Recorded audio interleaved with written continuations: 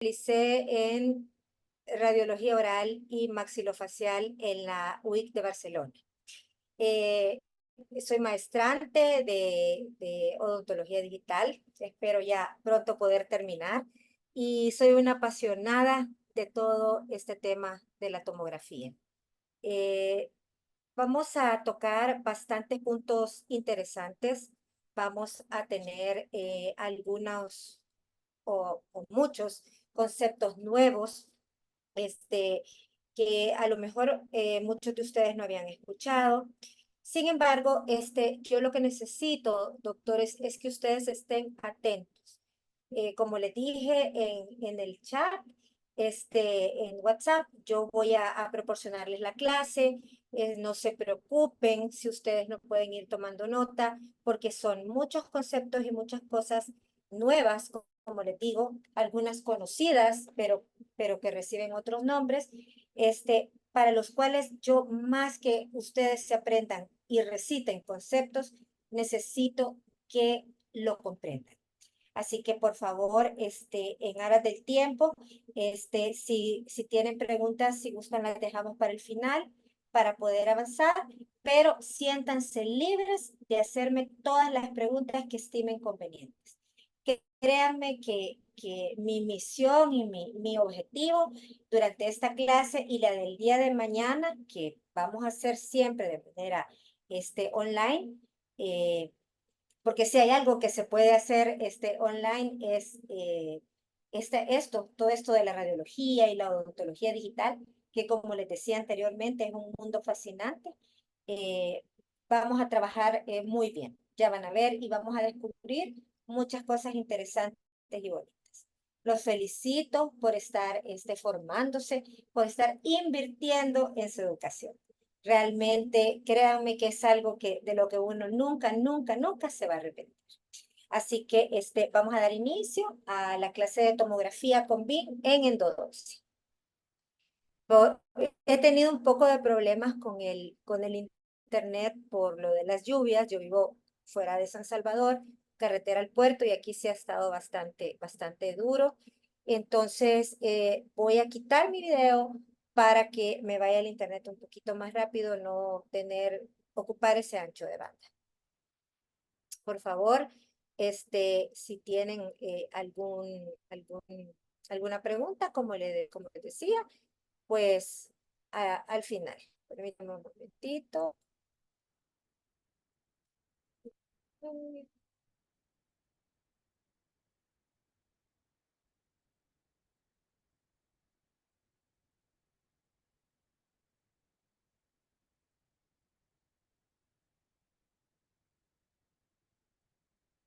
Denme un segundo porque me cambié de computadora por si tenía problemas con el internet y esta no la tenía lista. Creo que me voy a tener que salir de la reunión y voy a volver a entrar. Permítame. Quiero ver si puedo. Creo que sí.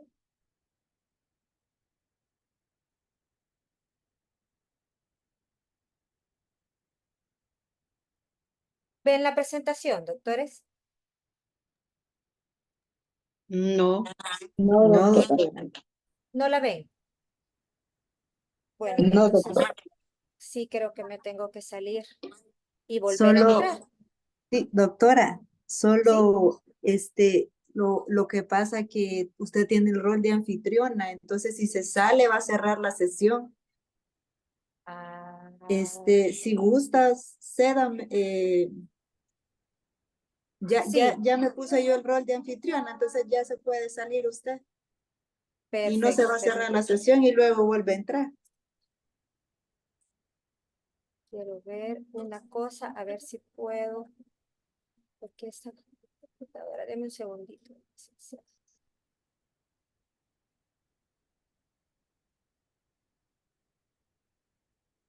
Sí, creo que tengo que salir, tengo que reiniciar. Si gusta, sí puede salir de la sesión Ya y puedo luego salirme, ingresar. ¿verdad? Sí, sí. Vale, un segundo.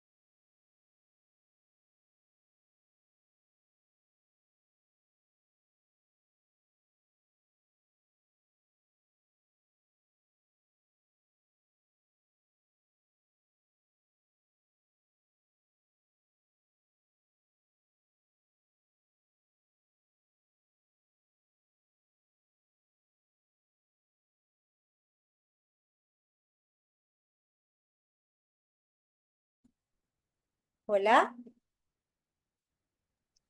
Hola, doctora. Ah, vaya. Deme un segundito. Vamos a PowerPoint.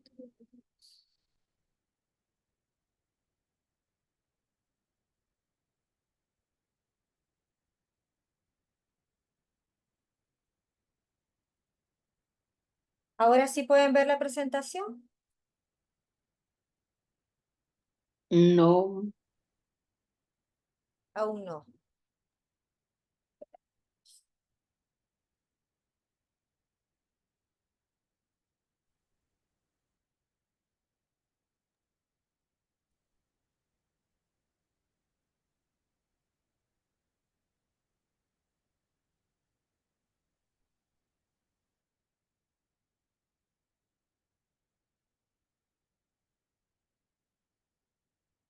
Ahora sí, ¿verdad?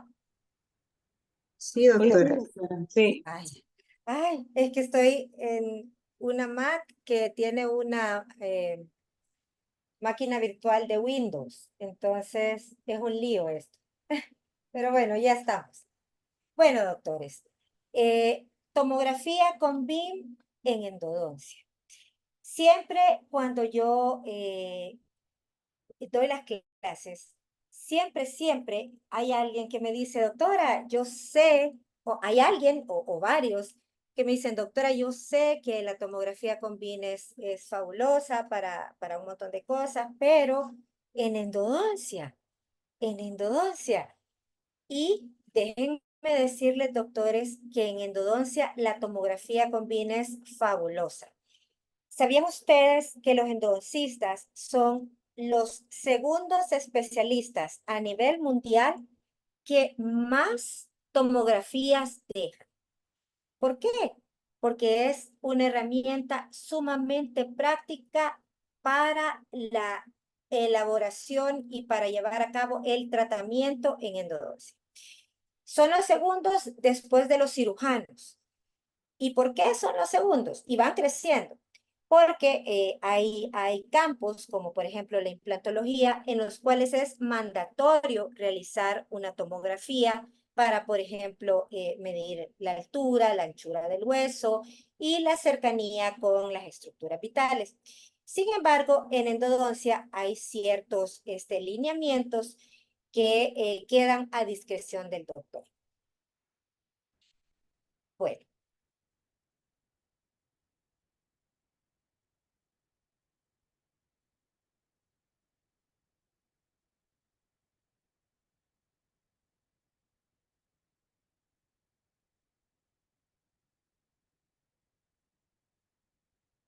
Lo que les decía al principio, la educación es el pasaporte hacia el futuro. El mañana pertenece a aquellos que se preparan para el día de hoy. Fabuloso. Entrando ya en el campo de la endodoncia, ha habido momentos súper importantes, doctores, en el desarrollo a lo largo del tiempo de la endodoncia. Todos estos descubrimientos o estos momentos especiales o hitos en la historia de la endodoncia como disciplina han causado auténticas revoluciones. Por ejemplo, el uso del aislamiento absoluto, el descubrimiento del localizador fonaminal, cuando se comenzó a utilizar la microscopía, el descubrimiento de nuevas aleaciones, tanto para trabajar como de materiales, para poder sellar y poder llevar a cabo un tratamiento exitoso. Todos estos momentos han tenido, como les decía anteriormente, un desarrollo crucial en el transcurso de la endodoncia. Sin embargo, ninguna de estas ha hecho lo que la tomografía con BIM ha hecho en la endodoncia. Y entonces, ustedes se preguntarán, ¿qué ha hecho la tomografía con BIM? Bueno, sucede que hace ya algunos años, me gusta presentar este estudio en específico porque fue el primero de muchos que se han realizado. Yo se los dejé en la carpeta de la cual ustedes van a descargarse los casos y fue una investigación clínica, la primera de las investigaciones clínicas acerca de la influencia que tenía la tomografía computarizada de haz cónico en las estrategias de retratamientos endodónticos, tanto en Doctora, odontólogos disculpe que generales, me interrumpa. ¿sí? ¿Sí? Fíjese que al parecer no está corriendo la presentación. No corre igual que lo que voy Está hablando, ¿verdad? en la primera lámina que puso. Se quedó ahí. Sí, Qué barbaridad. Veamos.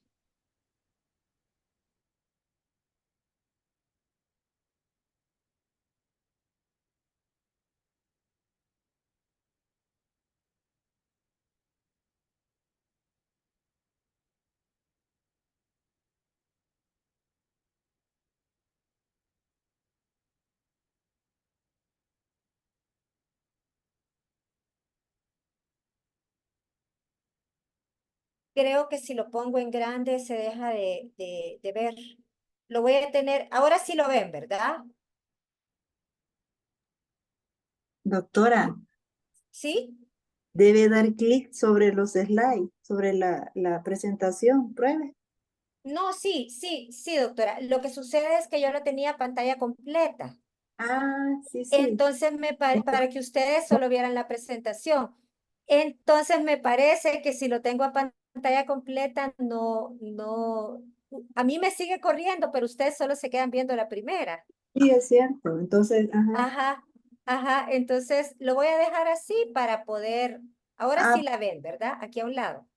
sí, ahora sí, doctora. Sí, porque si lo pongo en modo presentación, Ujú, se queda en la primera. Ajá. va. Muchas gracias, doctor, que me avisó. bueno, doctora. Bueno, ahora, pero ahora sí lo ven, ¿verdad? Sí, sí se ve. Aquí las pequeñas. Vaya, perfecto. Vaya, recapitulando. Entonces, como les decía, esta fue la primera de muchas investigaciones que se han hecho acerca de cómo la tomografía de haz cónico influía en el tratamiento endodóntico, tanto en odontólogos generales como endodoncistas. Hubo un segundo estudio en el cual se separó a todo el resto de especialistas. Entonces, les decía también que este estudio se los dejé en la carpeta, está ahí para que ustedes puedan leerlo y sacar pues las conclusiones, ¿verdad? Que básicamente son, pero es muy interesante ver cómo se hizo, básicamente son que se juntaba un número de doctores, ya sea odontólogo general o endodoncista, y se les presentaba absolutamente toda la data que se pudiera tener acerca de un paciente. ¿A qué me refiero con data?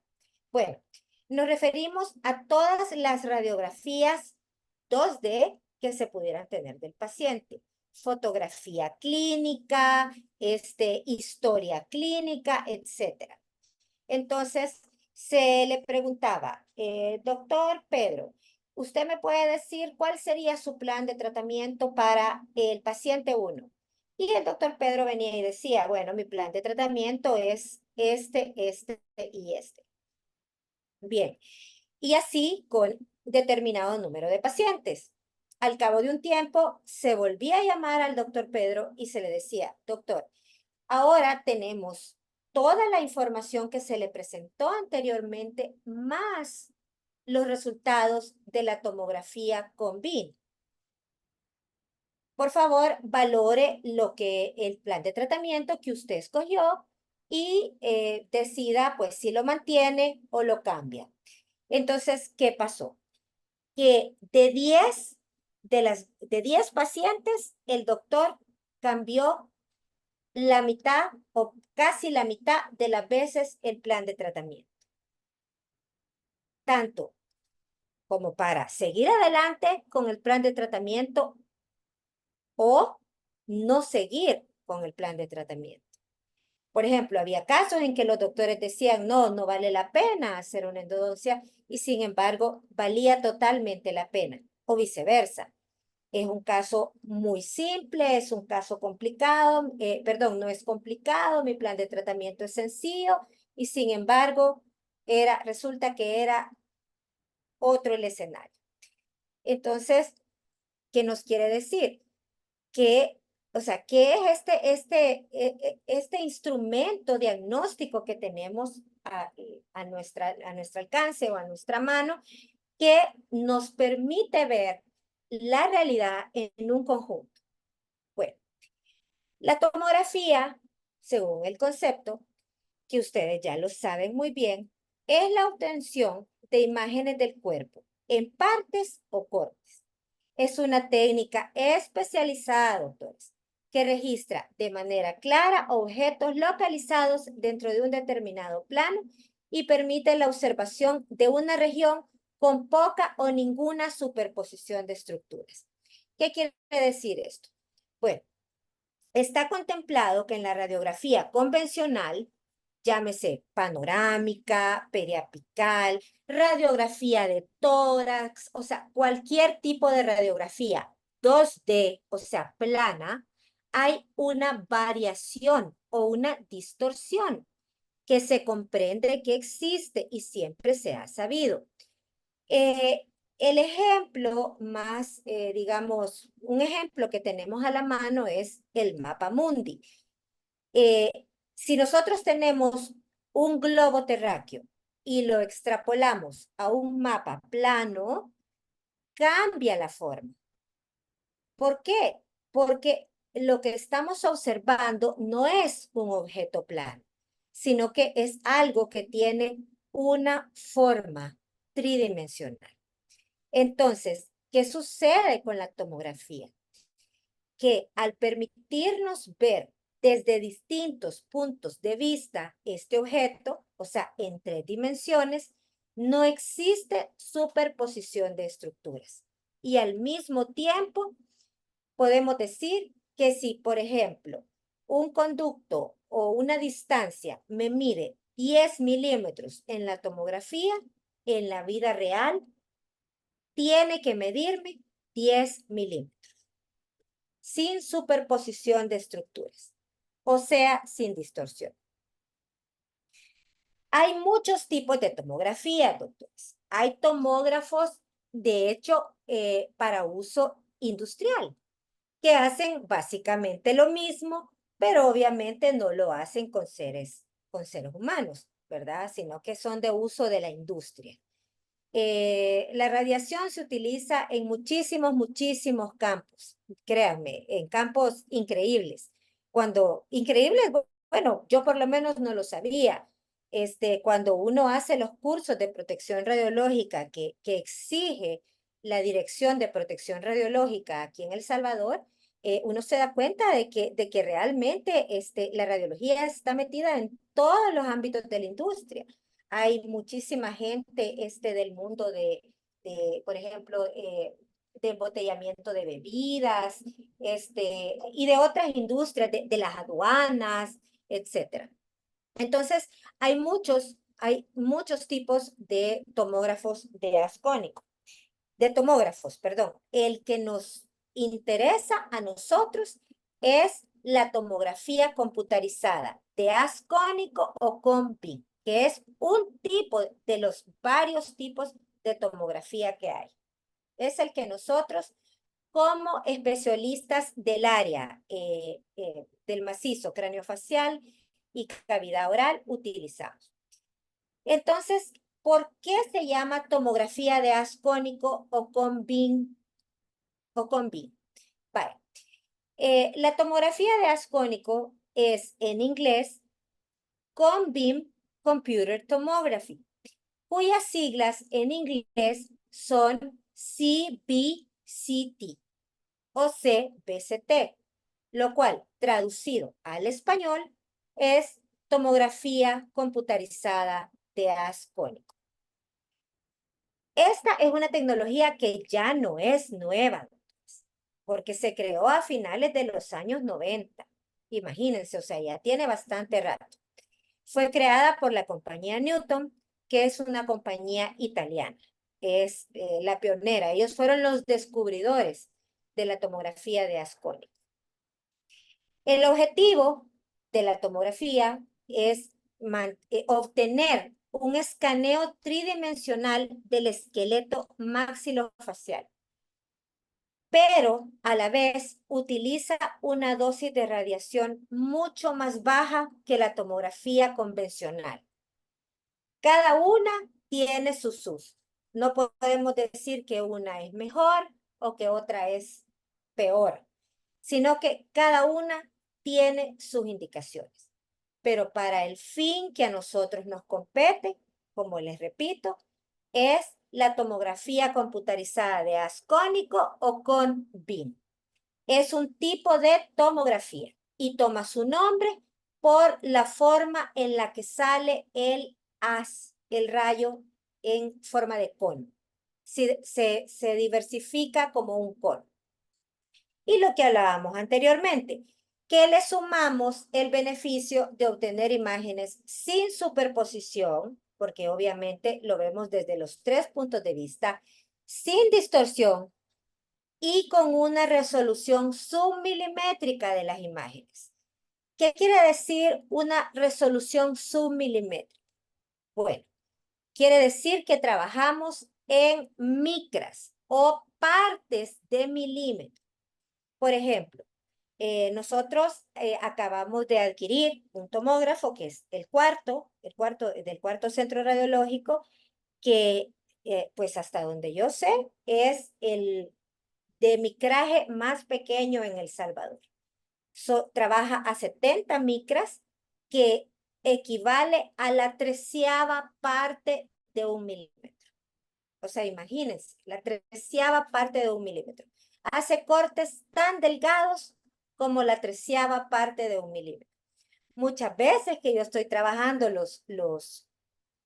¿cómo se llama? Los estudios o los casos de endodoncia, me pregunto si realmente en la vida real los doctores ven eso, porque yo lo estoy viendo a la 13ª, a la 12ª parte de un milímetro, con resoluciones submilimétricas, teniendo en cuenta que 100 micras es más o menos el grosor de un cabello humano. 70 micras es un 30% más pequeño que un cabello humano.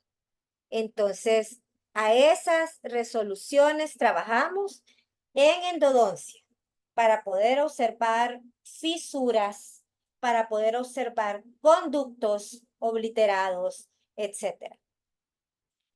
Entonces, todo esto lo traducimos como imágenes de alta calidad, altísima calidad diagnóstica. Bien. Ventajas. Ventajas versus la tomografía convencional. La dosis de radiación que recibe el paciente, como dijimos anteriormente, es muy baja. Las proporciones varían de los tomógrafos y también de los TACs convencionales. Hay lo que se conoce como TAC, que son los tomógrafos médicos de última generación, que emiten mucha menos radiación que los tomógrafos médicos antiguos. Algunos autores hablan de que la disminución de la radiación es 75 veces menos. Otros dicen 100 veces menos. Tendríamos que comparar exactamente dos equipos para decir la disminución de la radiación de uno versus otro fue de tanto. Pero lo que sí no podemos negar es que la disminución de la radiación es infinitamente menor. Otra ventaja es que el tiempo de realización es muy corto, aproximadamente de unos 2 minutos. En realidad, el tiempo de escaneo es súper cortito. Me imagino que la mayoría de ustedes ha visto cómo se toma una radiografía panorámica o les han tomado una radiografía panorámica. Entonces, es básicamente el posicionamiento es el mismo. De hecho, los equipos también pueden tomar imágenes en DOT. Estamos hablando de 2 minutos con el tiempo de posicionamiento, pero el tiempo de radiación o de emisión son apenas segundos, doctores. Otra ventaja muy importante es que es un escáner abierto, es un equipo abierto, es exactamente igual que los equipos panorámicos. Entonces, le proporciona al paciente una mayor comodidad, evitando situaciones de encerramiento o claustrofobia. Pero además de eso, el paciente, las imágenes que nosotros obtenemos del paciente, las podemos obtener en su posición natural. Y pacientes que no puedan estar o mantenerse en pie, se pueden tomar la imagen sentados. Así que esto es bien importante también por los tejidos blandos. Bueno, entramos ya de verdad en lo que es cómo trabaja un equipo, un tomógrafo, no solamente el tomógrafo de Asconi, sino que para que nosotros entendamos cómo es que estos equipos trabajan, tenemos que recordarnos de algunas cositas que nos enseñaron al inicio de la carrera. Al inicio, cuando uno lleva anatomía general, etcétera. Los planos anatómicos del cuerpo.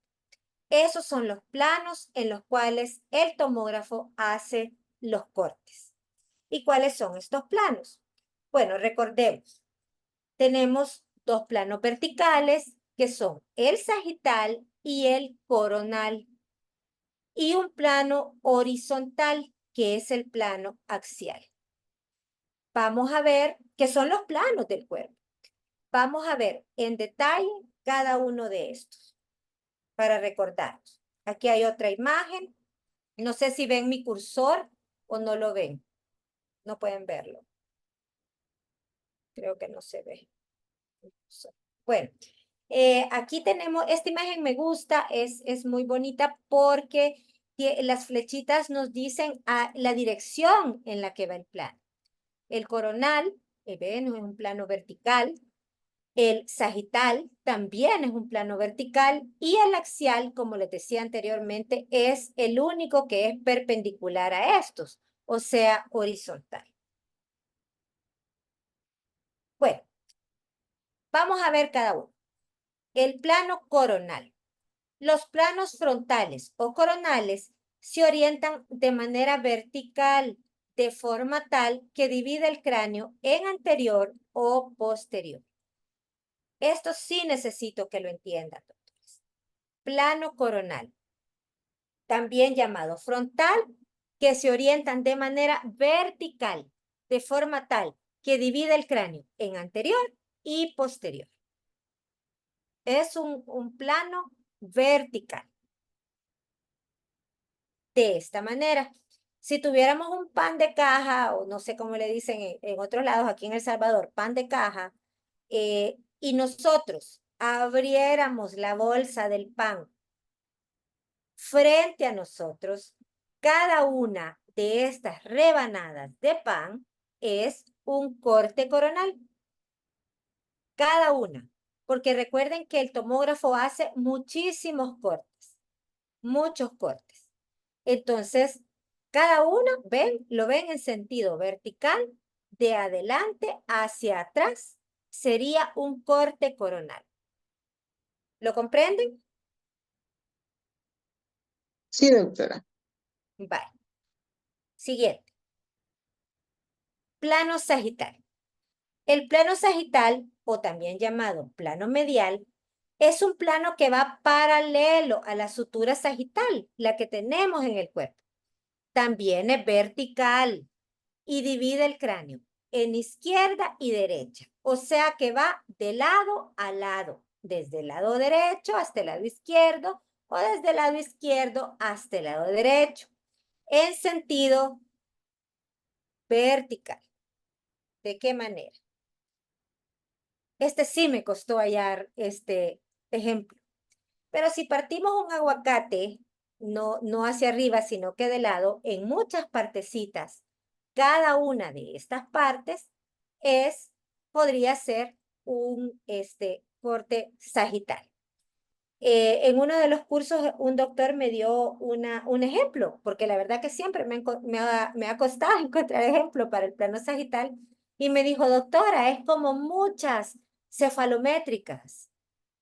Y le digo, exacto, como si tuviéramos muchas, una tras otra, con pequeñas variaciones entre una y otra. Así, en sentido vertical, de lado a lado. Y el plano axial. Este es un plano inconfundible. Es un plano horizontal, es perpendicular a los dos anteriores y divide el cráneo en una mitad superior y en otra mitad inferior. Este corte es fabuloso en endodoncia. A mí me encanta porque podemos ver la anatomía interna de los órganos dentarios de una manera muy buena, los conductos, etcétera. Ya lo vamos a ver mañana, ya van a ver. ¿De qué manera? Pues así, si tuviéramos una piña y la cortamos en rodajas, cada uno de esos cortes, ven que esto es horizontal, sería el equivalente pues a un corte axial. Aparte de esto, que son los tres planos sagitales, y que son los planos en los que trabaja el tomógrafo, en los que hace cortes el tomógrafo, que son dos verticales, se los repito, coronal y sagital, tenemos un horizontal que es el plano axial, que es la piña. Acuérdense, ¿verdad? Acuérdense de los ejemplos para que ustedes lo asocien a la hora de ver los cortes. Independientemente de los planos en los cuales hace corte el tomógrafo, nosotros como odontólogos trabajamos en unos cortes creados que no son un plano del cuerpo, sino que nos sirven para orientarnos y van siguiendo la curvatura del arco. Estos son los cortes ortorradiales. A mí por escuela, ¿verdad? Que es en España, me los enseñaron como cortes ortorradiales. Y bueno, los sigo llamando así. Pero dependiendo de la zona geográfica, son llamados de distintas formas. Transversales, cross-sectional en inglés, que es fabuloso, porque en inglés, no importa si es en Australia, en Estados Unidos, en el Reino Unido, se llaman cross-sectional. Ellos siempre tan prácticos, no le cambian nombre. Sin embargo, en español sí tiene distintos nombres, ortorradiales, transversales, parasagitales, pero ustedes cuando los vean, los van a saber reconocer. Esto no es un plano del cuerpo, son unos cortes en los cuales nosotros como odontólogos trabajamos y son perpendiculares al contorno de los arcos dentarios. O sea, van siguiendo la curvatura del arco dentario. Sé que voy rápido, sé que es mucha información, pero les repito que se las voy a dar en un PDF. Toda la clase se las doy en un PDF. Entonces, voy a ponerles un video para que ustedes puedan ver cómo va cada uno de los planos y al final cómo van los cortes ortorradiales. Porque ese es el que al principio me cuesta un poco más y que los doctores se ubiquen. Sin embargo, ya van a ver que la tomografía es sencilla. Ustedes tienen que entenderla. Si ustedes la entienden, ya otra cosa es el manejo de los softwares. Pero la tomografía es sencilla. Hay que entenderla. Ya van a ver. Veamos el video.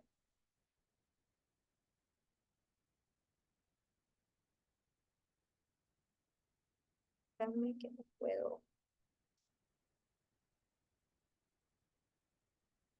Corre.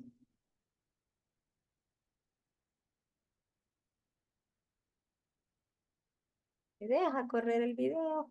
Ay, no. Creo aquí. Hoy sí, todo. Es como la lluvia ahora. Veamos.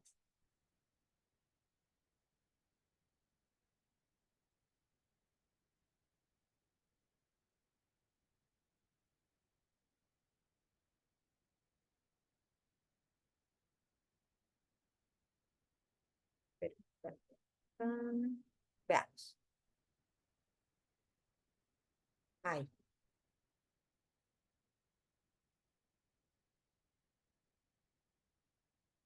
el axial. Fíjense, doctores, cómo va bajando. Fíjense cómo se van viendo los cortes. ¿Ve? De arriba hacia abajo. En horizontal. Coronales, de adelante hacia atrás. Son distintos escenarios de una misma toma. O de atrás hacia adelante en sentido vertical.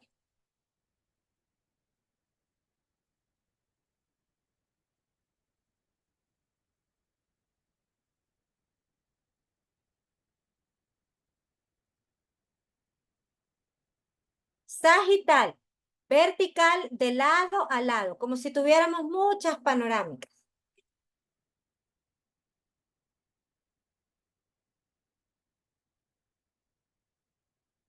Y ahora vamos a ver los cortes ortorradiales o transversales. Miren cómo sigue la curvatura del arco. Y cómo van cambiando de tal manera de cómo va cambiando el arco. Tienen un sentido y posteriormente tienen el otro sentido.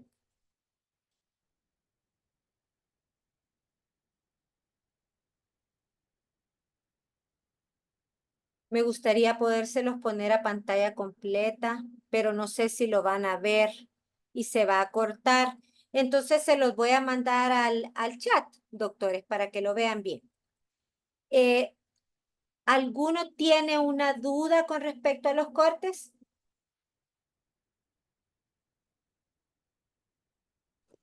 No, doctora. ¿Los tienen claros, doctores? ¿Sí? ¿Todos? Sí, doctora. Vale. Sí, lastimosamente no lo pongo en grande porque porque se va a dejar de ver la pantalla. Así que, pero yo se los mando para que los puedan ver despacito. Bien. Entonces, ya vimos los planos en los cuales el tomógrafo hace los cortes. Son dos verticales, siempre se los repito. Coronal, sagital, un horizontal que es el axial. Y bueno, después nosotros trabajamos con unos cortes que van perpendiculares al arco, que son los ortorradiales o transversales. Reciben distintos nombres. En inglés, cross-section. Ahora vamos a utilizar ciertos conceptos y términos. Vamos a aprender conceptos y términos que utilizamos en tomografía de haz cónico o en CBCT. Aquí voy a hacer una pausa para decirles, vaya, si ustedes, doctores, le dicen a un paciente, le voy a indicar una tomografía, ustedes están hablando correctamente, porque la tomografía de haz cónico es un tipo de tomografía.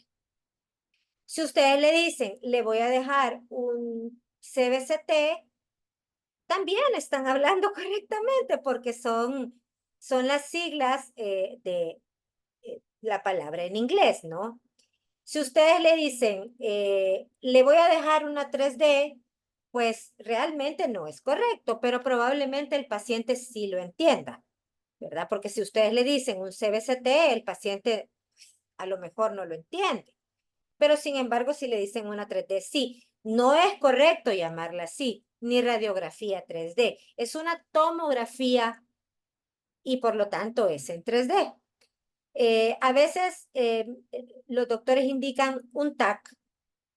No es un TAC, es un tipo de tomografía, ¿verdad? El TAC se refiere al TAC médico, pero bueno, se entiende también y probablemente el paciente lo va a entender. Sin embargo, pues es nuestro deber y nuestra obligación hablar correctamente. Pues lo ideal sería decirle al paciente, voy a indicarle una tomografía de haz cónico o una tomografía, ¿verdad? Bueno, uno de los conceptos nuevos que vamos a utilizar, o no tan nuevos, es el término DICOM. DICOM viene de las siglas de Digital Imaging and Communications in Medicine. Son las siglas. ¿Y qué son los DICOM? Es el estándar universal por el cual las imágenes médicas se transfieren, almacenan y visualizan. ¿Cómo así? Vaya. Por ejemplo, si ustedes toman una fotografía con su teléfono, el archivo que genera es un JPG.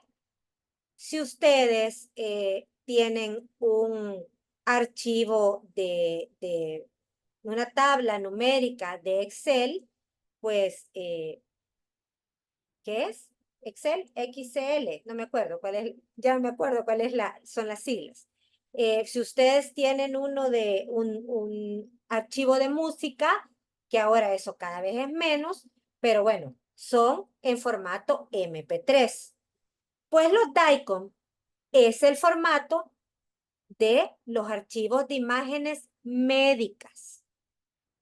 No solamente los tomógrafos generan DICOM, lo generan todos los dispositivos médicos. Llámense resonadores, algunos RBGs también pueden exportar en archivo DICOM. ¿Qué sucede con los archivos DICOM? El archivo DICOM lleva una información dentro de él que es la que el equipo le asigna.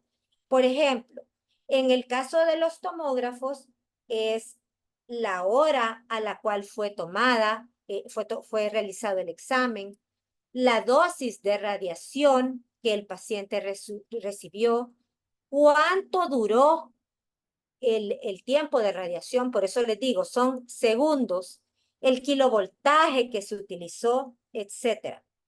Entonces, estos DICOM se pueden anonimizar para fines, por ejemplo, de estudio, como los casos que yo les subí para que veamos mañana. ¿Por qué se anonimizan? Bueno, porque pertenecen a un ser humano, ¿verdad? Y hay una ley de protección de datos. Pero los DICOM originales mantienen toda esa información. Entonces, ¿qué sucede en los casos en los cuales hay demandas, por ejemplo?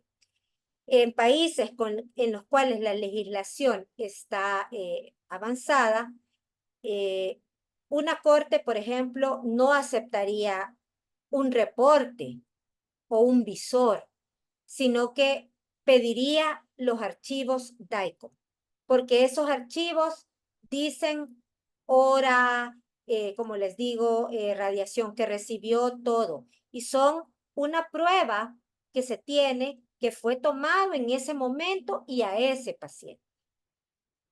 Entonces, tienen información muy importante que ya la generan los equipos, más otra información que nosotros le agregamos, como por ejemplo nombre del paciente, edad, etc.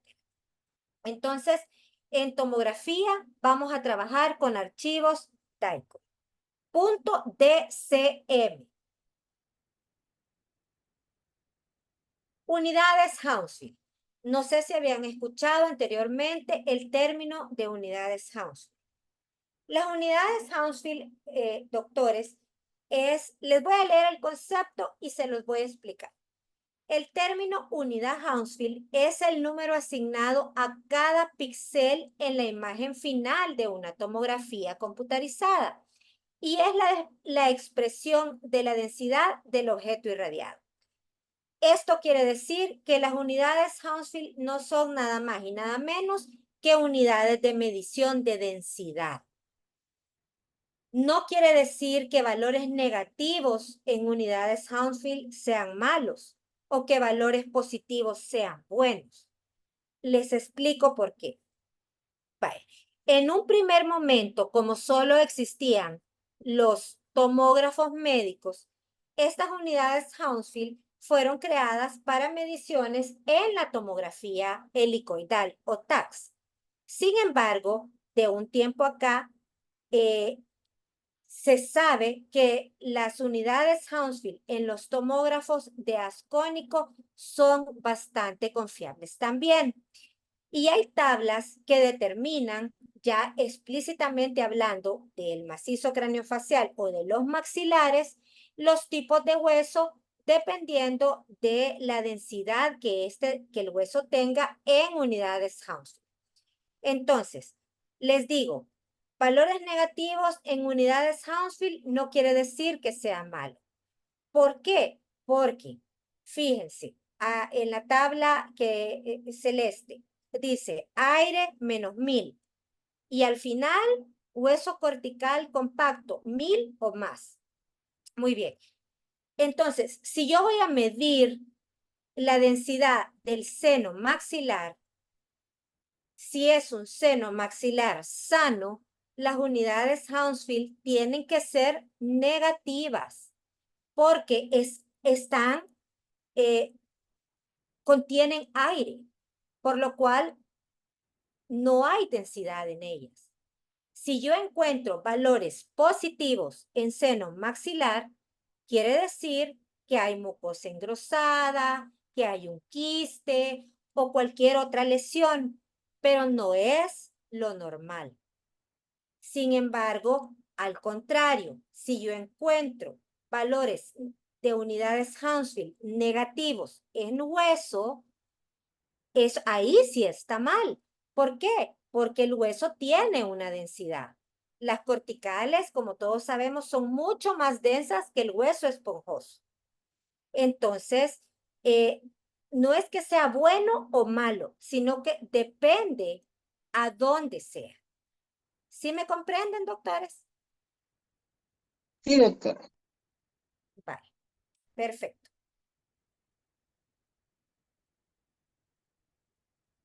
Este es un término que ustedes van a escuchar mucho. El campo de visión o FOV. Acostúmbrense a él porque tienen que poder indicarlo.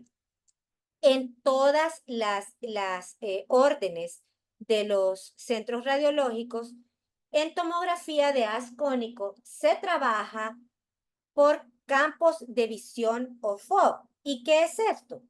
Bueno, siempre es siglas en inglés, abreviaturas del inglés, Field of View, o sea, campo de visión.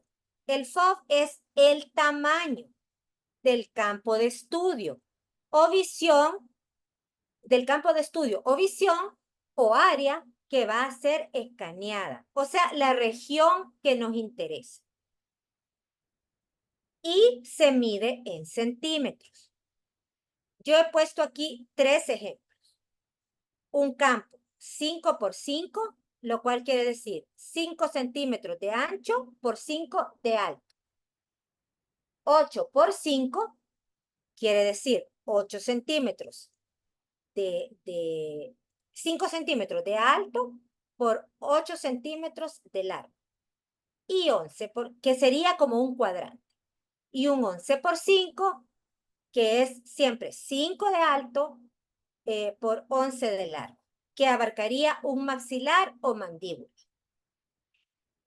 Los campos de visión que midan más de 7 centímetros no pueden alcanzar resoluciones mínimas, por lo cual, apunten, doctores, para pedir una tomografía de endodoncia, ustedes tienen que pedir el campo menor que sea posible. Por ejemplo, si van a ver 2 endodoncias en un campo 5 por 5, caben perfectamente 2 endodoncias. 3 endodoncias no se sabe, porque eso depende del paciente. Entonces, hay pacientes que tienen estructura grande, huesos grandes, dientes grandes, que en un campo 5 por 5 no les caben 3 o les caben muy justos. Y también para poder observar lesiones, no sería suficiente. Por lo cual, no aplicaría un 5%. Ya sería un campo superior, quizás un 6 por 7. Ustedes pidan el mínimo campo posible que sea útil para su diagnóstico en resolución HD, porque hay campos pequeños en resoluciones estándar y hay campos pequeños en resoluciones HD. En endodoncia, como yo les decía, tenemos que trabajar a resoluciones mínimas, tanto como 70 voxeles, ¿verdad? 70 micras, 80. O sea, lo mínimo posible. Aquí en endodoncia sí importa muchísimo el campo de visión y a la resolución mínima posible que se pueda tomar. Porque les pongo un ejemplo. Si es como si ustedes están buscando una fisura y hacen cortes muy grandes o muy gruesos, es el equivalente a como que en nuestro pan de caja estuviéramos haciendo cortes y ese pan en medio tiene, por ejemplo, una pasa o un dulce. Si yo hago cortes gruesos, las probabilidades de que yo no encuentre la pasa son mayores. Sin embargo, si yo hago cortes muy delgados de mi barra de pan, las probabilidades de que yo encuentre la pasa son mayores. Por lo cual, si en tomografía no de ascónico no está hecho a mínimo grosor de corte, no vamos a ver las fisuras, no vamos a ver ciertas cosas muy pequeñitas que necesitamos ver. Esto es específicamente para endodoncia, para implantes, para dientes retenidos, en ATM, etcétera. Ustedes no necesitan pedir HD, porque al ser en HD, doctores, la radiación es mayor, porque el tomógrafo hace más cortes, genera más radiación. Sin embargo, debe de ser así, porque de nada sirve poder hacer un examen con menos radiación, pero que no sea diagnósticamente aceptable, porque no vamos a poder observar lo que estamos buscando, porque se nos va a perder en el grosor de corte. Mañana eso lo vamos a ver en la clase práctica. ¿Tiene alguien una duda acerca de esto? Yo tengo una consulta, doctora. Dígame, Por doctor. ejemplo, cuando uno hace la orden, para indicar la tomografía, uno tiene que indicar entonces, por ejemplo, en visión 5x5 HD, o ya se da como Sí, por entendido cuando uno está solicitando para la evaluación de una endodoncia, por ejemplo. vaya. No se da por entendido, doctora, porque es muy buena pregunta. Le agradezco porque es muy buena pregunta. Fíjese que hay campos 5x5 de resolución estándar y hay campos 5x5 HD. Por ponerle un ejemplo aleatorio, un campo 5x5 estándar puede ser que haga 100 cortes de cada 100 axiales, 100 sagitales, 100 coronales, ¿sí? Sin embargo, un corte 5x5 HD hace 300 cortes axiales, 300 cortes sagitales, 300 cortes coronales. ¿Por qué? Porque el grosor del corte es menor. Entonces, para abarcar los mismos 5x5 centímetros, tiene que hacer más cortes. Entonces, yo le recomiendo que usted siempre ponga en HD o alta resolución, porque no se da por entendido. Por lo menos en Innovadent, ya los licenciados saben que si es de endodoncia, aunque el doctor no lo especifique, lo tienen que tomar HD sí o sí. Aunque no lo especifique, si es para ver conductos, para cualquier cosa que sea de endodoncia, ellos por protocolo lo toman HD. pero no en todos lados es igual. Porque, por ejemplo, usted puede ver un diente retenido en un 5x5. Y para ver un diente retenido no necesita alta resolución porque no va a buscar fisuras, no va a buscar micras. Entonces, tiene que tenerlo, marcarlo. Si la orden dice endodoncia HD, endodoncia HD. Si la orden no dice, usted busque siempre el mínimo grosor, el campo menor y pone endodoncia HD o pone endodoncia a mínimo grosor de corte. Ellos tienen que saber entenderlo. Entonces ellos saben que tienen que hacerlo el mínimo grosor de corte, o sea, HD. No sé si me expliqué. Sí, entendido. Muchas gracias. Perfecto. Muy buena pregunta. Entonces, los campos de hasta, digamos, existen diversidad de FOBs. Dependen, hay tanto FOBs como equipos. Nosotros siempre ponemos 3 porque son como los más representativos, pero hay campos intermedios. Por ejemplo, nosotros tenemos uno que es 6x6, hay uno que es 6x7. Hasta ahí llega el mínimo grosor de corte. Campos de más de 7 centímetros no obtienen los mínimos grosores de corte. Aunque los equipos digan que sí, las cosas comerciales digan que sí, no se ve igual, doctores. No se ve igual. Entonces, siempre el campo más pequeño que se adapte a sus necesidades de diagnóstico. Recuérdenlo. Y siempre HD, para no perdernos ningún detalle. Voxel. Vamos a hablar precisamente de lo que hemos estado hablando ahorita. Voy a leerles la definición y se los explico. El voxel, del inglés, como no, como todos aquí, volumetric pixel, es la unidad cúbica que compone un objeto tridimensional. Para ponernos claros, y en un ejemplo bien simple, cuando nosotros tenemos una fotografía, nosotros decimos, ay, es que tiene no sé cuántos píxeles o megapíxeles, ¿verdad? Pues exactamente lo mismo es con la 3D. El voxel es el equivalente al píxel, solo que el píxel es plano y el voxel es cúbico. ¿Por qué? Porque es en 3 dimensiones. Y básicamente los voxeles pues se utilizan en la tomografía, en resonancias, en estudios que trabajan en 3 dimensiones. Entonces, fácil. El voxel es el equivalente al píxel. Entre más pequeño es un voxel, el grosor de corte es menor. Tengo una imagen muy bonita que también tengo como una gran lista de todo lo que les voy a mandar al chat. Ay, lo voy a apuntar cuando terminemos la clase, no voy a hacer que se me olvide, si no me acuerdan.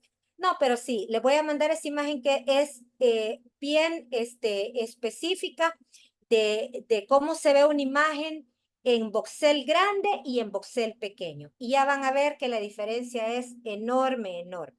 Por lo cual, en endodoncia, mínimo grosor de corte quiere decir al voxel más pequeño que tengamos, al más pequeñito. Bien, también hay unos términos nuevos.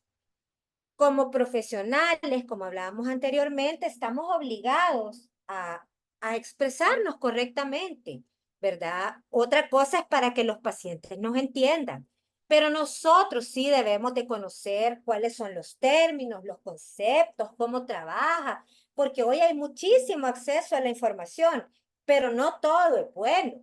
Hay mucha información errónea. Yo he visto explicaciones de charlas muy interesantes en YouTube, por ejemplo, a donde están dando acerca de tomografía, en los cuales se está dando información que no es del todo correcta. y puede dar lugar a confusión. Entonces, y a veces los pacientes llegan como súper estudiados, que ya averiguaron, ya saben, ya no sé qué, ya sé lo que me va a dejar o lo que me va a dejar o hasta le preguntan al doctor, mire, ¿y no me va a dejar una tomografía o no me va a dejar una 3D? ¿Verdad? Entonces, sí es obligación nuestra conocer cómo funcionan, cómo trabajan y cómo debemos expresarnos en estos términos. Aquí en tomografía, nosotros no hablamos de radiolúcido y de radiopaco. Utilizamos otros términos. Hipodenso quiere decir que no tiene densidad, o sea, lo que en radiografía 2D es radiolúcido. Pero si estamos hablando de una radiografía, nosotros decimos radiolúcido. Si estamos hablando de una tomografía, nosotros decimos hipodenso. Para los otros exámenes, las mismas condiciones tienen otros nombres. En resonancia magnética, la misma condición tiene otro nombre, en ultrasonografía tiene otro nombre. Cada uno de los exámenes le da su nombre. Entonces, hipodenso, que no tiene densidad, o radiolúcido. Hiperdenso, que tiene mucha densidad, o sea, arriba de la densidad media, que es en radiología 2D, radiopaco. Súper fácil. Yo como solo trabajo con tomografía, ya se me olvida cuál es radiolúcido y cuál es radiopaco. Yo digo, ¿cómo era? Me equivoco, vea. Pero hipodenso es el radiolúcido e hiperdenso es el radiopaco. Entonces, si ustedes en un informe, en un estudio, leen hipodenso, es el equivalente a radiolúcido, un área sin densidad. Si ustedes leen hiperdenso, quiere decir que tiene una densidad mayor a la media. Mucha densidad, es muy denso. O radiopaco, en radiología 2D. También vamos a escuchar muchísimo la palabra artefacto. Esta es la pesadilla de todos los radiólogos maxilofaciales, que trabajamos y amamos la endodoncia. Porque aquí entre nos les voy a decir que mis estudios favoritos son los de endo. Yo por mí, la patología me gusta mucho también, pero mi favorito es endodoncia, la verdad. Es fascinante todo lo que encuentro en endo y créanme que yo quisiera decir que solo me dedico a la endodoncia. A la tomografía. He aprendido a amar la endodoncia desde el punto de vista radiológico. Yo siempre molesto al doctor Herrera y le digo que aparte de que es mi maestro, porque él me enseñó a amar la endodoncia, estoy del lado correcto, ¿verdad? El lado del clínico no es mi lado, es el lado correcto. Una vez un doctor me dijo, porque era un caso bastante de una anatomía bien complicada. Y yo, doctor, qué lindo su caso, me encanta. El doctor me dijo, pero un poco molesto, así como, claro, desde la comodidad de su computadora todo se ve bien fácil. Y yo, ups, ¿verdad? Tiene razón, doctor, le dije, sí, la verdad, a veces yo me quedo pensando, ay, no, pobrecitos los doctores, ¿verdad? Definitivamente estoy del lado correcto, pero amo la endodoncia. Entonces, el artefacto es la pesadilla. ¿Qué es esta pesadilla? El artefacto es una distorsión, adición o error en una imagen que no existe en la vida real. No tiene correlato, dice la definición. Como término deriva de las palabras latinas artis, artificial, y actum, efecto. Es un efecto artificial. Es algo que nosotros vemos en la tomografía, pero que no existe. ¿Y qué sucede? Que el artefacto puede cubrir una patología o crear falsos positivos. ¿Cómo así? Les voy a explicar. Estos son 3 tipos de artefactos. No se los puedo señalar así, porque no ven mi cursor. Esquina superior izquierda. Artefacto producido por metales. Fíjense, doctores, todo ese destello que tiene esa imagen axial. ¿Cómo se produce este artefacto por metales? ¿Cómo se produce? Vaya, es un principio físico. El rayo choca contra un material, el rayo X choca contra un material de gran densidad. Llámese coronas de metal, de circonio, gutapercha, cualquier material de gran densidad. Y genera ese destello. Es como si ustedes, por ejemplo, se ponen frente a un espejo y ponen la linterna del teléfono. Eso genera un destello y tapa. Si ustedes se fijan, no podemos ver lo que hay abajo. No se ve porque el artefacto lo tapa. El paciente no anda así relampagueante, ¿verdad? No anda con ese destello brillante así. No existe eso. Es un efecto físico. ¿Qué hacemos para poder paliar este artefacto producido por metales? Bueno, los softwares tienen algoritmos que es un tipo de inteligencia artificial que atenúan este destello. Entonces, se logra reducir bastante, pero no del todo. Entonces, uno tiene que tener el ojo entrenado y también bastante criterio para decir esto es artefacto, no es real. O bueno, disminuir ese artefacto y poder, mediante la inteligencia artificial o el algoritmo reductor de metales, dejar una imagen diagnósticamente aceptable. Esquina inferior, la imagen de en medio, en la que se ven los implantes. Artefacto por endurecimiento de las. Fíjense, doctores, que aquí, si ustedes ven, están los implantes. Y a la par de los implantes, vemos en la brecha edéntula un área hipodensa o radiolúcida, pero como estamos hablando de tomografía hipodensa, la ven, ¿verdad?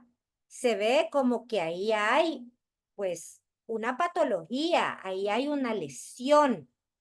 Y alrededor de los implantes también se observa un halo hipodenso, se ve negro, que no hay densidad, no se ve el hueso. Este es otro tipo de artefacto que también es producido por los materiales de gran densidad. Es un efecto físico también del rayo. El tomógrafo tira el rayo para atravesar el material denso y lo sigue tirando un momentito más. Entonces el efecto que da es como cuando antes se revelaban las películas, las radiografías y se quemaban y quedaban quemadas, quedaba negro, quedaba oscuro. Entonces el rayo, el tomógrafo, para poder atravesar el material denso, tira más radiación y sigue tirándola durante un momento. Entonces queda como quemadita esa área. Y es un artefacto, porque en realidad eso no está así. Yo, la verdad, utilizo muchísimo el reductor de metales en endodoncia. Para mí es indispensable. O sea, la diferencia entre pasar el algoritmo o no es ver o no ver. Tan simple como eso. A veces también se ven áreas hipodensas abajo de las restauraciones, como si hubiera caries, pero no es, sino que es artefacto. Y el último que tenemos a la derecha es artefacto por movimiento. Son esas imágenes distorsionadas en las cuales el paciente se movió. Es súper importante que el paciente no se mueva. Los softwares tienen un sistema de corrección que trata como de poner más o menos todo en su lugar. Pero a veces es imposible que el paciente no se mueva. Por ejemplo, pacientes con Parkinson. A nosotros nos llegan muchos pacientes con necesidades especiales que no pueden mantener su cabeza erguida, niños especiales, pacientes de edad avanzada especiales. Y créanme que es muy retador, pero muy retador. Yo sí estoy súper orgullosa de mi equipo porque de verdad se las ingenian para lograrme imágenes diagnósticamente aceptables, ¿verdad? En las cuales podamos ver estructuras que sean lo más posible a la realidad, porque si una tomografía tiene movimiento, ya no es exacta, pero bueno, que sea lo más posible. Y muchas veces, la mayoría de veces lo logran. Es muy raro que no logremos una imagen acertada, pero cuesta muchísimo, cuesta mucho, mucho por los pacientes. A veces solamente están nerviosos los pacientes, piensan que les va a doler, están nerviosos o tienen dolor. En endodoncia, en los casos específicos de endodoncia, que el paciente llega con dolor intenso, se sienten intranquilos. Nosotros a veces les damos un tecito, agüita, no importa, nos esperamos, porque si la tomografía tiene artefacto por movimiento, o sea que está movida, no es fidedigna.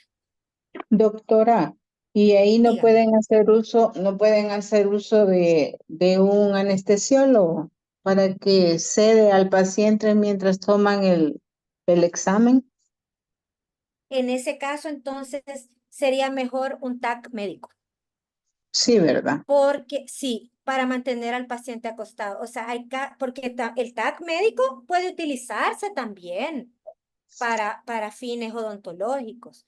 Los grosores Sí, de corte a los que llega un TAC médico no son tan finos como, o sea, el corte de la rebanada de un TAC médico no es tan fino como el de un tomógrafo de ascónico.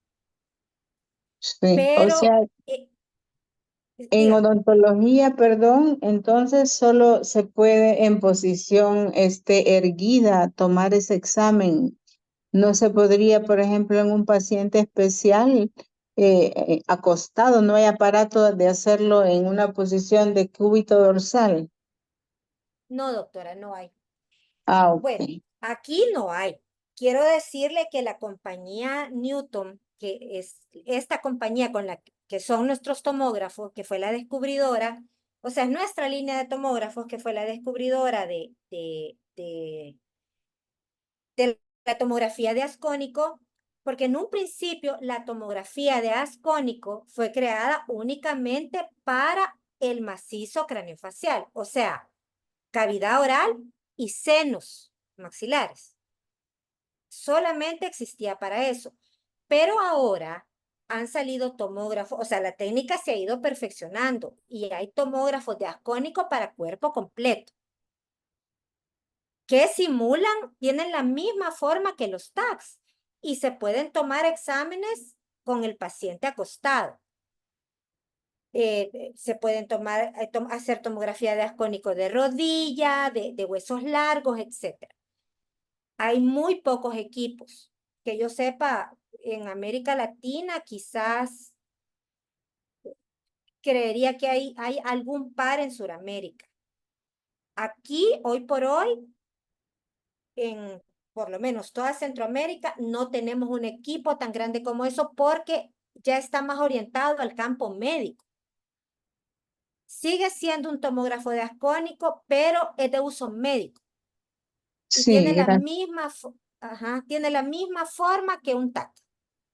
Sí, comprendo. Ajá. Gracias. Entonces, en los equipos que existen específicamente para cabeza y cuello o cavidad oral y senos, son en posición el paciente parado o sentado. O sea, Bueno, tiene que mantener la cabeza erguida. Muchas gracias, doctor. bueno, a usted. No lo podríamos sedar, no podría mantener la cabeza erguida. Nosotros utilizamos ciertas cinchas, o sea, los equipos tienen unos posicionadores, ¿verdad? Que son como restrictores de, eh, de movimiento, igualito que los panorámicos. Y aparte se utilizan unas cinchas especiales que no dañan al paciente, que lo inmovilizan en la manera de lo posible, ¿verdad? Pero hay movimientos extrapiramidales que ya son mandibulares, entonces no se pueden evitar. O a veces el paciente está demasiado inquieto y se mueve y es hasta peligroso que se golpee, porque el equipo gira. Es todo un reto, ¿verdad? Es un reto, yo de verdad a veces digo, Dios mío, pobrecito, o sea, me dan un gran pesar los licenciados. Hay que tener, a veces, ¿verdad? No siempre, pero hay que tener mucha vocación para adquirir la imagen y mucha paciencia para adquirir una buena imagen, ¿verdad? Y yo soy bien estricta con eso, porque como yo hago las lecturas, entonces yo veo todas las tomas o la mayoría de ellas. Así que mis imágenes tienen que ir impecables. Aprenden muy bien. No, yo también sé tomarlas, o sea, yo puedo tomarlas. Si alguien pues se incapacita el día de mañana, yo puedo cubrirlo, ¿verdad? Pero es duro, a veces es duro, es duro, pero es bien bonito, Sí, me imagino, se sí. nota que le gusta. Sí, me apasiona, la verdad. Bueno, eh, entonces, doctores, ¿creen ustedes, teniendo esto, que podría ser útil una tomografía en endodoncia? Sí, doctora. Es súper útil, es súper útil. Me encanta esto. La primera regla del éxito es una buena preparación.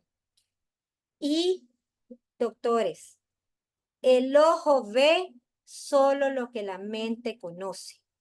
Si ustedes están viendo una tomografía sin entenderla, no la van, si ustedes están viendo una tomografía sin entender cómo funciona, sin entender cómo van los cortes, sin comprenderla, créanme que no van a ver lo que están buscando, no lo van a ver, porque su mente no lo conoce. Entonces, por eso es tan importante que ustedes sepan cómo trabaja, los falsos positivos que les pueden dar, etc. Rapidito, porque tenemos 15 minutos, voy a hacerles un repasito sobre en qué nos podría servir una tomografía de aspónico en endodoncia. Las aplicaciones clínicas del CBCT en endodoncia. Lo que les decía anteriormente, si nosotros tenemos una imagen 2D, no estamos viendo todos los puntos de vista. Hay una parte que siempre perdemos, doctores. Siempre se pierde. Hay una parte de la visión. Por eso en ese estudio los doctores después la mitad cambió el plan de tratamiento. ¿Por qué? Porque no tenía el panorama completo. No estaba el 360. Es fabuloso poder ver un diente. Ay, a mí me han dicho, doctora, yo quisiera mandarle todas las endodoncias para que me mandara cuánto mide el conducto, cuántos conductos tiene, etcétera, etcétera. La verdad es súper bonito llegar como con el panorama o el mapa ya trazado, ¿verdad? Tiene sus indicaciones, no es la imagen radiológica de elección. Aquí quiero hacer una acotación bien especial. La radiografía panorámica, doctores, sirve para lo que su nombre indica, un panorama de lo que ustedes tienen en toda la boca. Es súper buena como radiografía de inicio, porque les evita tomar una serie de sets periapicales que a la larga es un montón de radiación para el paciente y un montón de molestia tanto para el paciente como para ustedes, cuando todo se puede sintetizar en una sola toma panorámica. Sin embargo, en endodoncia les da muchísima más información una radiografía periapical para un diente específico, ¿verdad? Estoy hablando para un diente específico. La radiografía periapical es fabulosa, en endodoncia, da mucha información. Recuerden que la radiografía panorámica es para ver el panorama, para ver ubicación, para ver todo, pero para ustedes en endodoncia, sus periapicales son la ayuda que ustedes tienen ahí en su clínica. Lo que ustedes ya no puedan ver en periapicales va para la tomografía diastónica, no para una panorámica. La panorámica es de inicio. La panorámica se usaba diagnósticamente cuando no había más, pero ya hay más. Ya lo podemos ver en 3D. Y acuérdense que la panorámica está haciendo plano, algo que no es plano. Tiene distorsiones, superposiciones, imágenes fantasma, etc. Entonces, mucha más información en sus periapicales para una endodoncia específica, dientes específicos. Estoy hablando de endodoncia y dientes específicos. Bien. En anatomía, arriba tenemos, bueno, como están viendo aquí, esto no sé por qué no desapareció ahí eso, la imagen periapical. En la imagen periapical ustedes pueden ver que se ven las 2 molares y un premolar. La segunda molar se alcanza a ver bastante bien que tiene una lesión periapical. Los ápices están abiertos, no hay formación radicular completa, parece ser, ¿ve? Se observa el ápice abierto de una de las raíces. Sin embargo, pues, y se intuye que puede estar cercana esa lesión al canal dentario inferior. Las imágenes inferiores son imágenes ya tomográficas. La primera, miren, ahí sí vemos que efectivamente los ápices están totalmente abiertos al exterior y la lesión comunica con el canal dentario inferior directamente. Segunda imagen, con la flechita roja, tenemos una vista en sentido vertical antero-posterior. ¿Y qué vemos ahí, doctores? Vemos una raíz extra.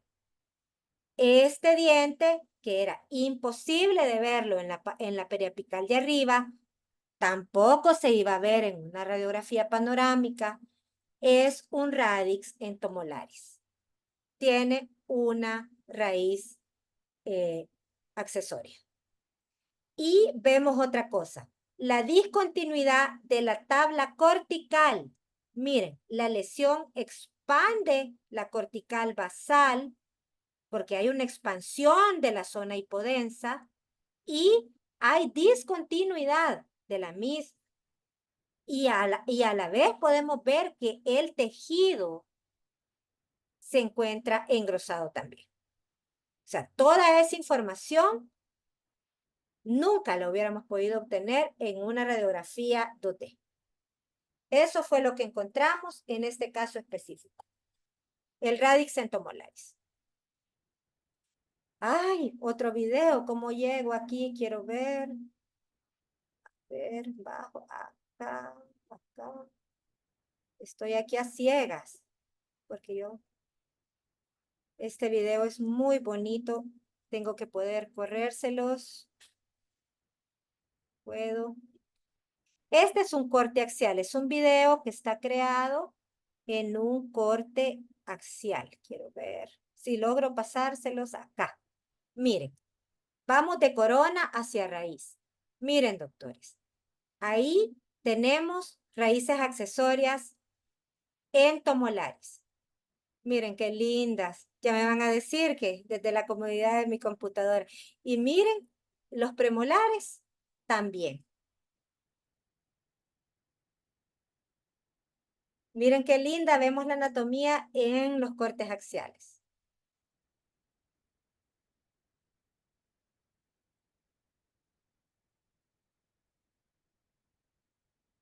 ¿Ven? Bajamos hasta la cortical basal, ahora vamos nuevamente hacia craneal, o sea, hacia arriba. Así se dice en radiología craneal. Ahí ya se ven las raíces accesorias entomolaris de las 7 y vimos también las de los premolares. Este fue un hallazgo incidental La paciente fue por la colocación de un implante en el cuadrante, la 36. Se le tomó la tomografía. Esta es un 11x5. Es toda la arcada, todo el toda la mandíbula. Y encontramos esa belleza de raícitas accesorias. Entomolares, porque dan hacia hacia el lingual. Si están hacia el vestíbulo, son paramolares. Veamos siguiente. Conductos en C, que no son tan raros. Yo veo bastantes, siento que veo bastantes. Siento que en nuestra población no son tan escasos. No es la norma, pero no son tan escasos. Esos son cortes axiales a distintas alturas. Este es otro video, lo cual me pone en un verdadero aprieto. Ay, Dios mío, ¿qué hice? A ver.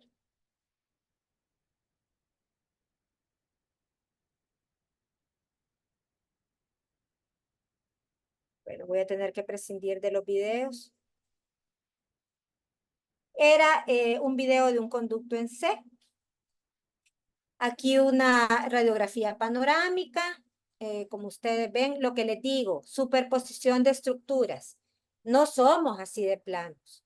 Sin embargo, pues hay una visión muy buena de todos los dientes, articulación, mandíbula, maxila y senos maxilares. Es fabulosa para ver todo lo que hay.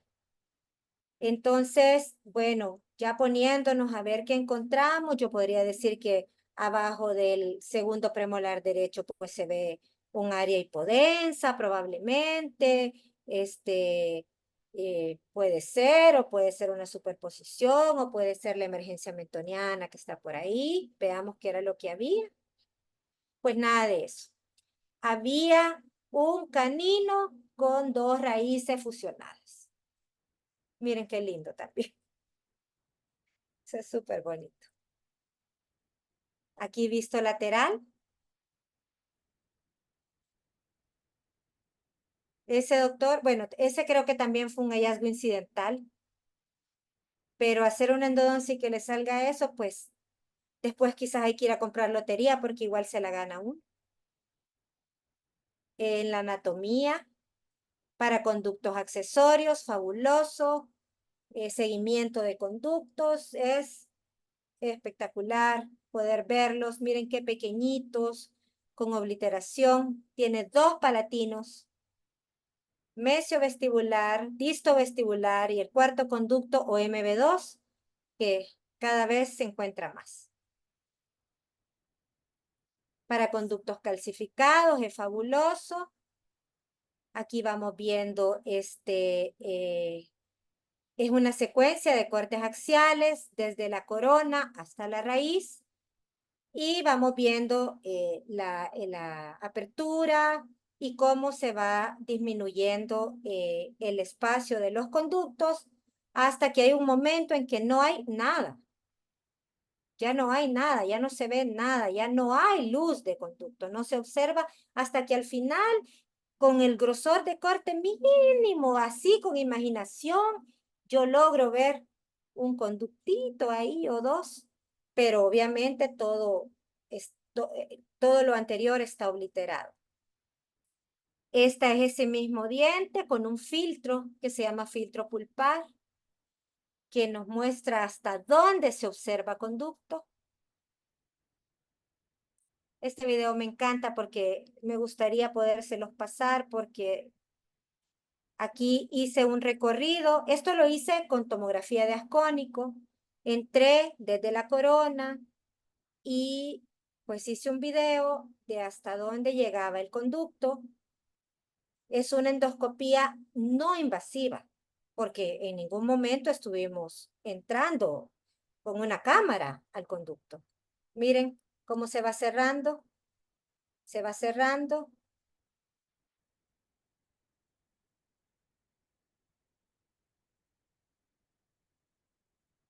Hasta que ya no hay más.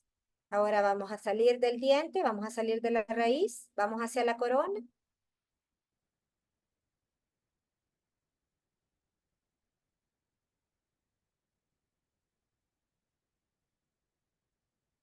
Y vamos viendo el recorrido inverso. Vamos a llegar hasta la corona. ¿Ven?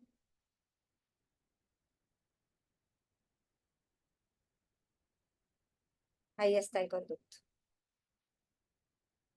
Y el diente. Es fabuloso, la verdad, poder hacer esto. Este es otro video, no sé si lo van a ver porque esto debería de ponerse en pantalla completa. Les voy a explicar un poquito rápido lo que hicimos aquí, creo que tenemos 2 minutos. Aquí había una lesión que fenestraba la cortical y yo pues hice un recorrido. Este es el recorrido y ya van a ver cómo llegamos aquí entramos me parece que entramos por la emergencia mentoniana.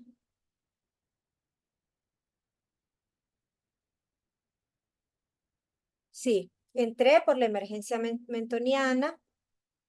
Hice un recorrido a través de el canal dentario.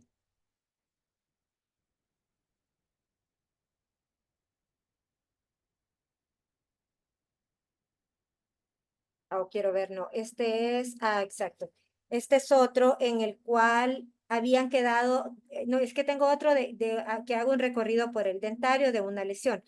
Discúlpenme, doctores. Este es uno en que había quedado todavía conducto y yo entré por el conducto, desde el ápice hasta el conducto. Este es el recorrido. Estos también se los puedo enviar para que los vean bien en el grupo. Entré por la emergencia mentoniana al hueso.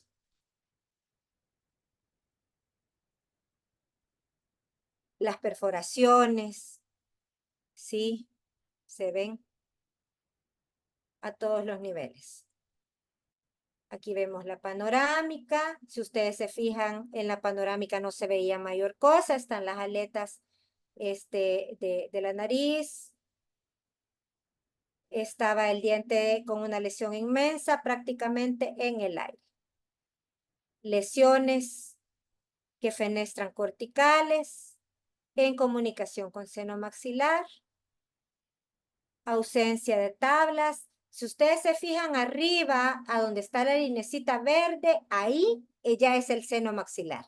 Eso debería de ser negro o hipodenso, pero la lesión está drenando hacia el seno. Entonces ahí encontramos una densidad positiva en unidad de Hounsfield. ¿Por qué? Porque hay una lesión, está drenando hacia el seno. Fisuras y fracturas. Aquí en la panorámica los molares del cuadrante 4 pues no se observaba. Colega, la doctora me dijo, doctora, yo sé que yo tengo algo, es que tengo algo, estoy segura, yo siento algo raro.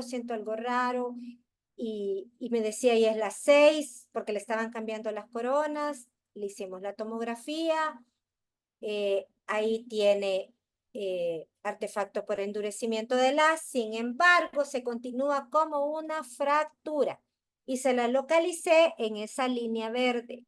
Entonces le dije, doctora, eso está fisurado, o sea, hay una lesión, hay artefacto, pero después se continúa con una fisura y no se veía ni en periapicales ni en panorámica.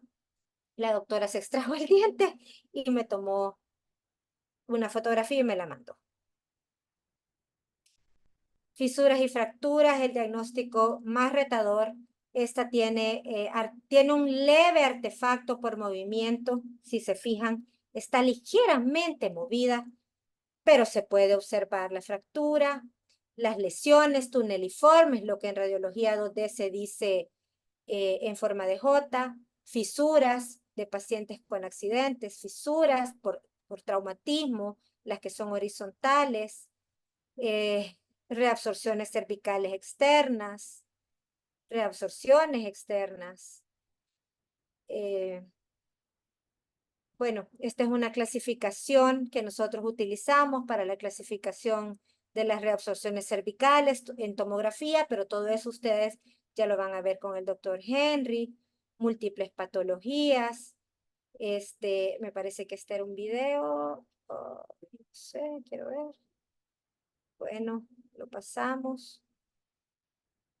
El doctor me mandó esta es una fotografía de la periapical. Se veía tremenda la fenestración que había causado la lesión. Así se veía clínicamente. Ahí hay artefacto por endurecimiento del haz. Y miren la lesión hipodensa que está fenestrando, que está erosionando el piso de la fosa nasal. Y ya vieron cómo se veía clínicamente. Ahí está el diente con tremenda fractura. También es una fotografía que me proporcionó el doctor. En esta otra me mandaron esta periapical, que qué lesión había ahí, que habían tomado varias y que ya había una lesión y que a ver qué había. Y resulta que no había nada, sino que ahí habían hecho una regeneración ósea y la anatomía del paciente que tiene esa concavidad en las periapicales hacía parecer que había una lesión, pero realmente no la había. Esta es la lesión por la cual entro al dentario. Yo se las mando después, en aras del tiempo, o la vemos mañana. Aquí hice una segmentación de un quiste, de 2 quistes, que en un principio pensábamos que podía ser un quiste del nasopalatino, sin embargo determinamos que eran lesiones independientes que se unían en el conducto nasopalatino. Hice una segmentación y lo imprimí en tamaño real, 1:1, para que el doctor, pues, cuando el paciente llegó, le dijo, mire, usted tiene esto, exactamente esto, era de ese tamaño. Si ustedes se fijan en la impresión 3D que hay ahí de los quistes, con parte del conducto, se ven hasta como las fibras de la alfombra donde lo tomé, porque era a tamaño real. Todo eso lo podemos hacer. Y bueno, recuerden que pues siempre hay que ver los 3 puntos de vista porque puede dar lugar a malos entendidos. Y básicamente pues creo que podemos hacer cosas maravillosas, doctores, siempre aprendiendo mucho y trabajando en equipo. Ha sido muchísima información. Yo les agradezco de verdad mucho. Sé que es bastante pesado para todos ustedes el haberme oído hablar tanto tiempo y muy rápido, pero yo les voy a proporcionar la clase y mañana quizás tengamos un tiempecito más también para poder hacer alguna serie de preguntas y respuestas. Espero de verdad que les llegue a gustar mucho esto porque es una excelente herramienta y créanme, no es aburrida. Es fascinante. Si ustedes le encuentran el gusto, es fascinante y es la odontología de hoy. Y no para aquí. Hay muchísimas cosas más. Ahora estamos haciendo la endodoncia guiada cuando los conductos están calcificados. Ya tenemos varios casos de éxito fabulosos, documentados. Mañana hay una cirugía también de acceso endodóntico planificada totalmente con tomografía. Así que yo los invito a que le agarren el gusto a esto y que de verdad se enamoren un poquito de la radiología maxilofacial. Ha sido un gusto para mí, doctores. Disculpas por todos los inconvenientes, pero son las cosas que tiene el directo. Muchas gracias. Gracias, doctora. Feliz Muchas noche. gracias, doctora. Gracias a todos ustedes. Gracias, doctora. Buenas noches. Quedo pendiente con varias cositas y mañana pues nos vemos para la parte práctica. Muchas gracias. Gracias, doctora. Buenas noches. Buenas Muchas noches. gracias.